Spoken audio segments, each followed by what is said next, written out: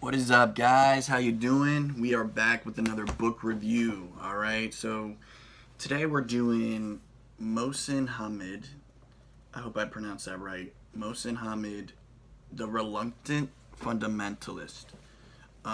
So I've actually read a couple of this guy's books before. He's definitely an interesting author, a modern day author. He comes from Pakistan, and it's safe to say he's probably the most well-known author out of Pakistan. He's pretty mainstream. You go to any bookshop, they're gonna have this guy's books in there. So he's a pretty respected author. I think he's only had four, novels as of now. He says in interviews that he doesn't write books like he doesn't push them out every year, like some other machines, like Stephen King. This guy takes kind of a while, and his books are pretty short. So he takes, 5 years to write a book that's, 200 pages or less. This one is 184 pages. So you can read it. You can read it in a day probably, or two. I read it. I kind of savored the book, and we'll talk more about that later. But back more on Mohsin Hamid as an author. I've read two of his other books before this one. I read How to Get Filthy Rich in Rising Asia first by him, which was published after this one. Both books I read by him were published after this one. This one came out in '07, I believe. And I absolutely loved How to Get Filthy Rich in Rising Asia. That book, I have to review that book sometime. That book is awesome. Great book, that one. I just love the style in it. It was written in second person. And second person can be kind of like a gimmicky thing, but he did it perfectly. And it just sucks you in, that book. Great book. And then I read Exit West by him, which is his latest book. Hugely popular. It won, I think it won the Man Booker Prize a couple years ago. And this book here was also nominated for the Man Booker. It didn't win, though. I did not like Exit West that much. A lot of people loved it, which is cool. I didn't love it, though, because it had this element of magical realism in it, which he normally doesn't do in his books, but he did in that one, and the way he did it was really weird to me, and I just couldn't buy it. I didn't like it, honestly. So coming into this book, which was written before those other two I read, I was wondering, what is it going to be? Is it going to be more like Exit West, which I didn't really like, or is it going to be more like How to Get Filthy Rich in Rising Asia, which I loved and is one of my favorite books ever, honestly.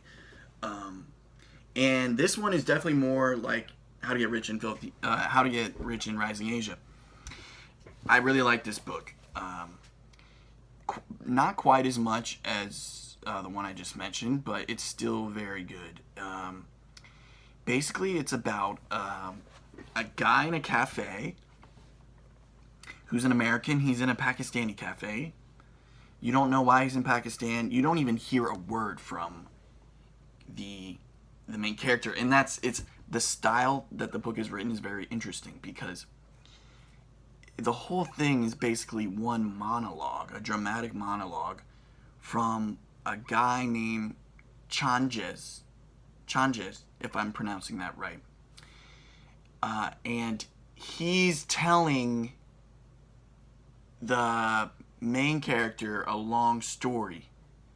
But you don't know, well, not the main character, but the point of view character, who is an American man sitting in the cafe. But you don't ever hear a word from the American man. You don't know what his name is or anything. Basically, it's like you are him hearing this story from Changes. Alright, so it's definitely an interesting, unique style of point of view going on here. Which I guess I'm not surprised by, because so was How to Get Filthy Rich in Rising Asia. It was written in second person, like, you did this, you did that. So the style here was really interesting. And Changes is telling the story of how he was born in Pakistan, raised in Pakistan, and then moved to the U.S., went to Princeton, got a great job in New York City, and a great job for this evaluation firm that values companies and then gives the really long, in-depth evaluation to another potential investor, things like that, right? And he's making a lot of money in New York City. He has this really prized job. Everything's going well, and then 9/11 happens. And then people start looking at him differently.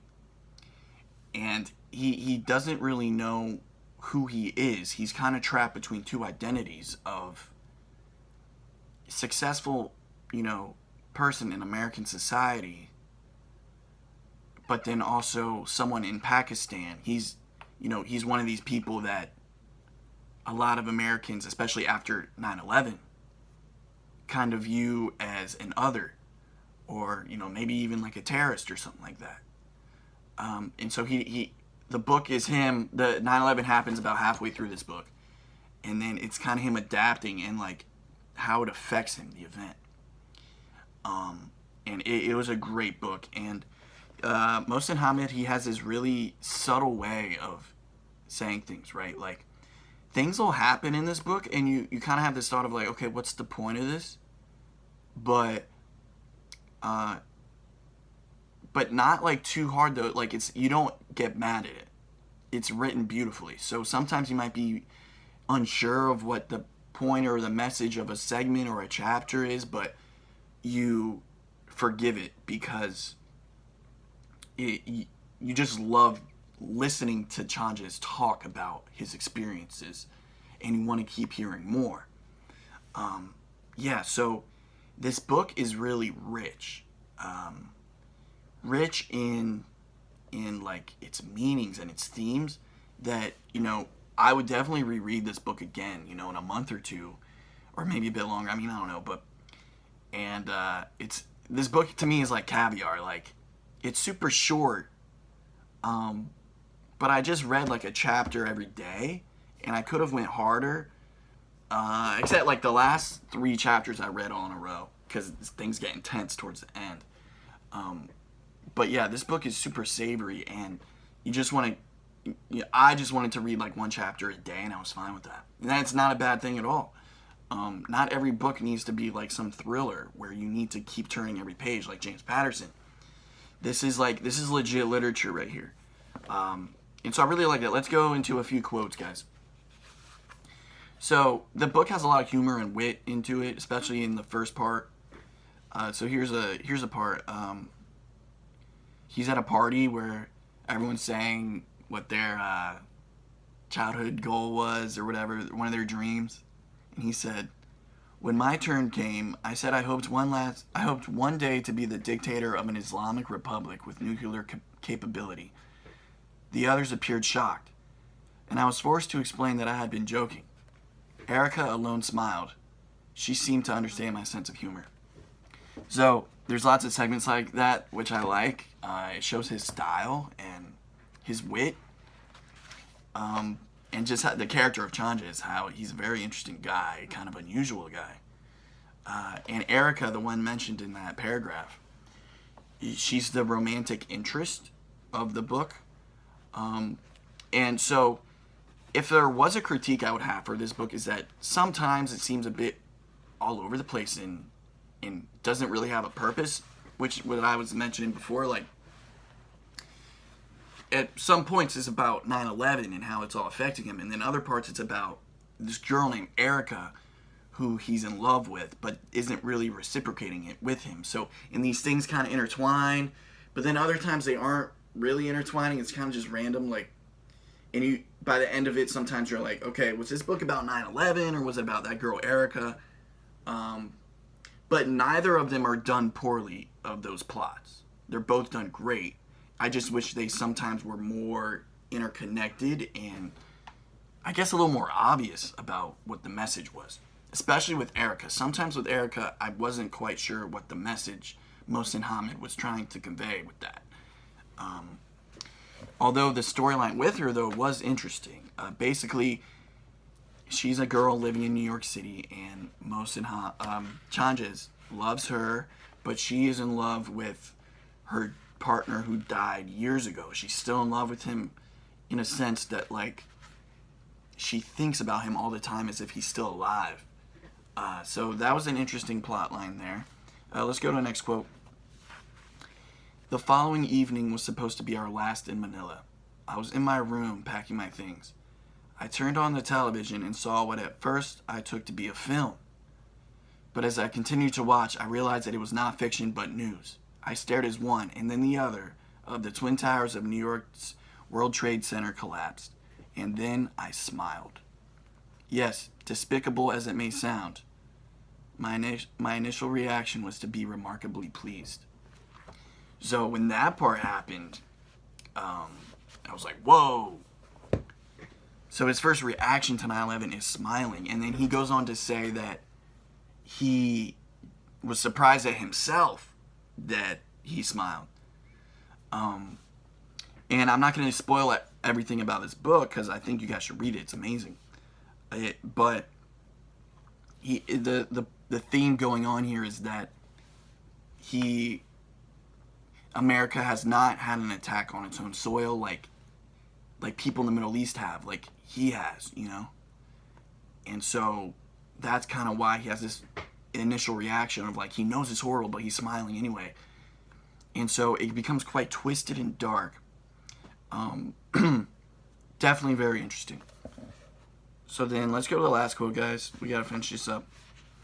And so the way the book is written is, you know, like I said, he's telling everything to this American guy at the cafe.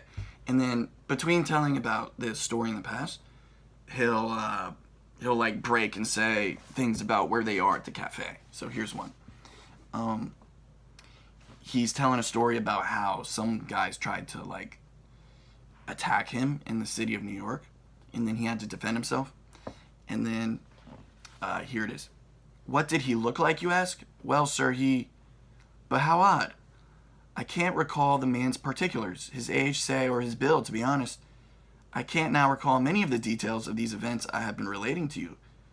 But surely it is the gist that matters. I am, after all, telling you a history, and in history, as I suspect you, an American, will agree, it is the thrust of one's narrative that counts, not the accuracy of one's details. So in there, he's like, Mohsin Hamid is even displaying himself. It's like, how much can you trust this narrator, right? Changes. How much can you trust what he's saying is true?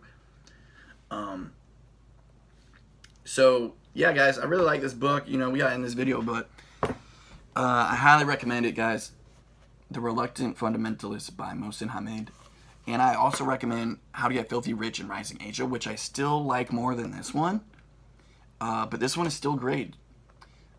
Check him out, guys. He's one of my favorite authors working today. So, yeah, keep reading. If you liked the video, hit that like. Have you guys read this book? If you have, put it in the comments down below. All right?